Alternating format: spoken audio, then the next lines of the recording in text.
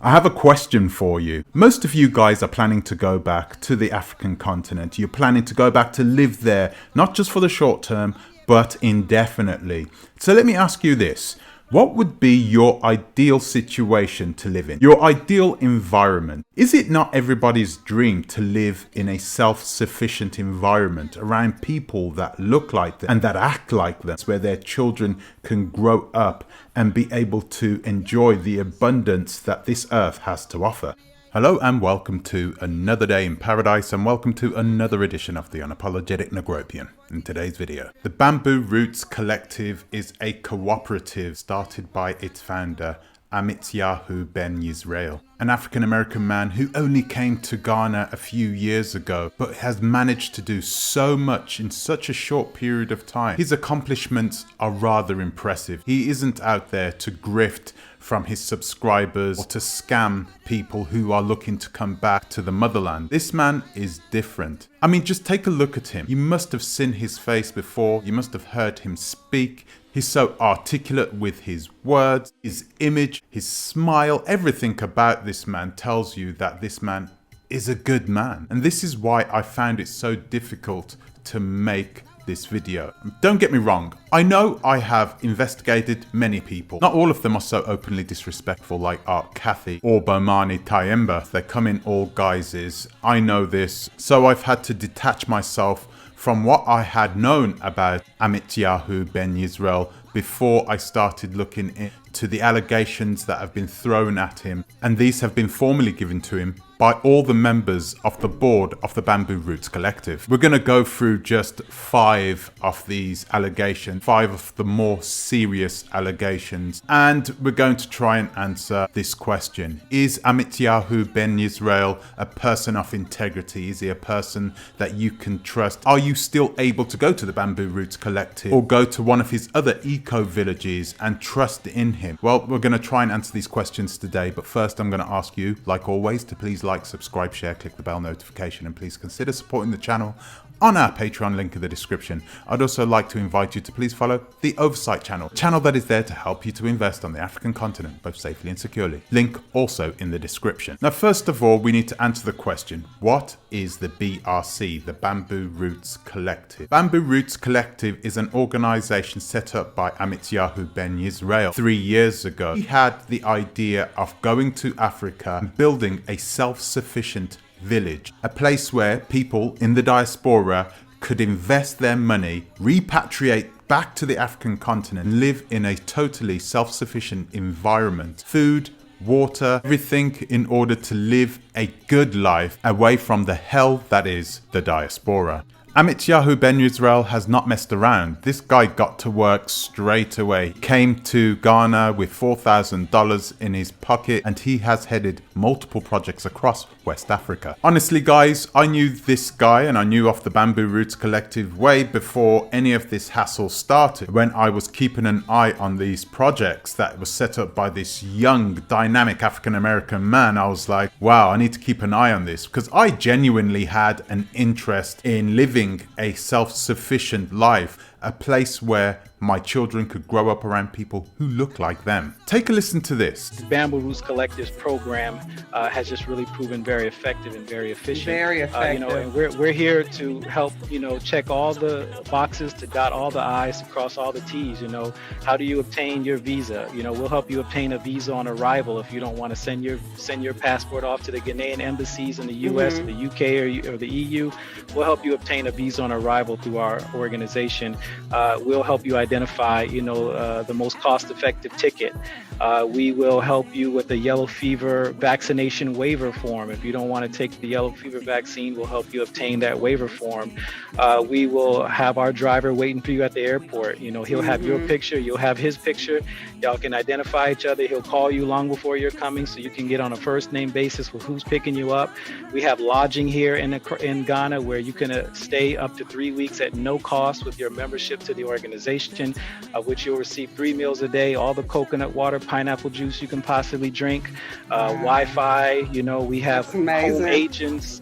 We have home agents who we will send you their contacts that you can reach out to long before coming to speak with them to get a sense of the value of different property. I mean, wouldn't you have done that? 3 weeks paid accommodation with 3 meals a day? That to me sounds incredible, and a lot of people in the diaspora found it to be incredible too and took Ahmetsiyahu Ben Yisreal up on his offer. The Bamboo Roots Collective at its height had over 100 residents, 100 people that listened to Ahmetsiyahu Ben Yisreal and took that chance and came over to Ghana, and he didn't fail them in the way that they possibly expected him to fail them. So guys, I'm going to go into some of these allegations, and I've got to say this right now. They are just allegations, but at the end we're going to try and discuss why these allegations have been given some piety by Ahmetsiyahu Ben Yisreal. So the first accusation is the inappropriate sexual misconduct. You guys know what I'm talking about. When I say the S word, I'm not really allowed to say it here on YouTube. You know what I'm talking about. And he has been accused of inappropriate advances to some of the members of the Bamboo Roots Collective, which is weird because he's married.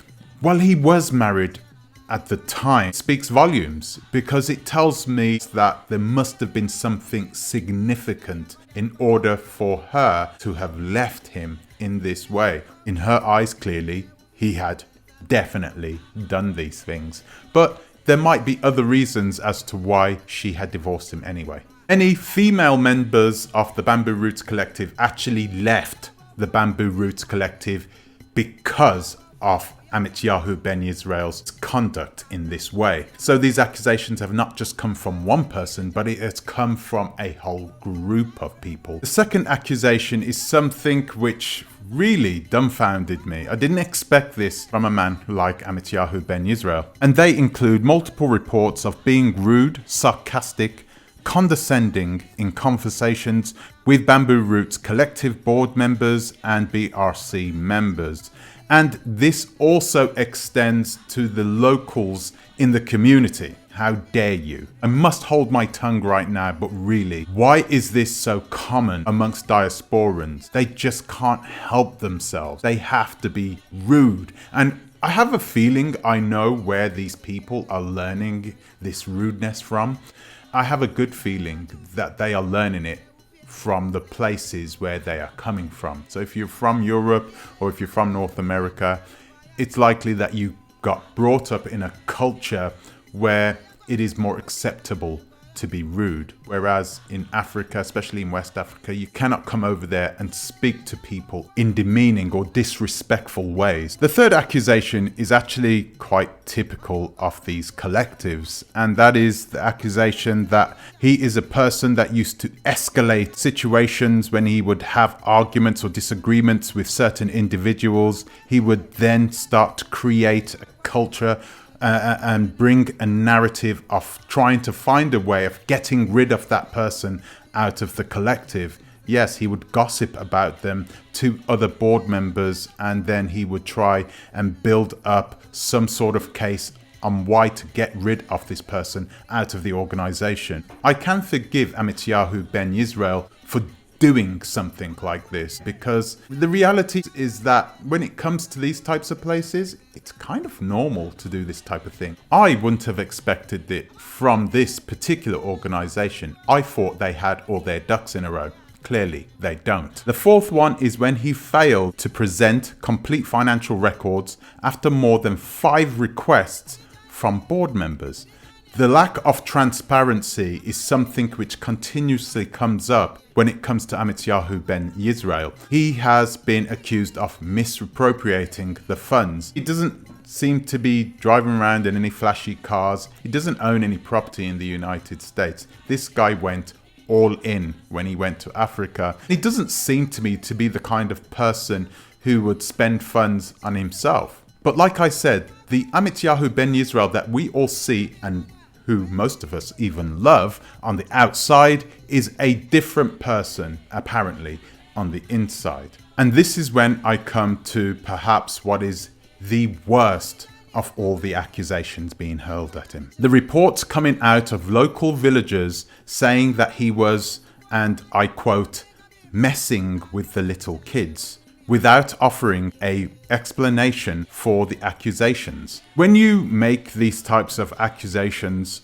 you have to be really careful because you can obliterate someone's life with just an accusation. And because of the lack of evidence, it would be difficult for me to sit here and talk to you about whether or not Ben Yisreal is guilty of these crimes or not. But regardless of whether he is guilty or not, one thing is for certain: he needs to be investigated. When it comes to the financial crimes, yeah, okay, you can do all that in-house. And of course, the women who have been approached by Ben Yisreal are able to speak up for themselves, and they have been doing so. But the children aren't in that position. They're not in that situation. They trust you, the adults, in order to make the right decision. So you must bite the bullet and call the bloody police. Something needs to be done in order to make sure those children are safeguarded. So what happened to Ahmetsiyahu Ben Yisreal after all these allegations? Well, he was suspended, and then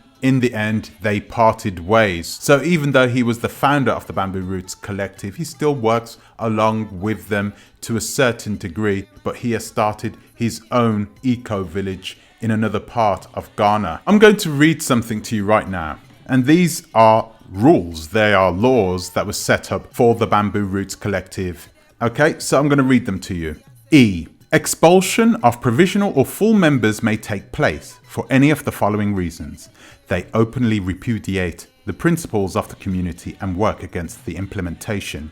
Number 2, they are found guilty by local or state or federal authorities of some crime, and the community therefore feels it is no longer appropriate for them to remain a member. And number 3, they physically or mentally use another member, guest of the community, or any child by any aggressive action and or words with the community interprets as sufficiently serious and or likely to be repeated to warrant expulsion. So clearly, a lot of these rules apply to Ahmetsiyahu Ben Yisreal. Now this is the weird part. The person who wrote these rules was Ahmetsiyahu Ben Yisreal.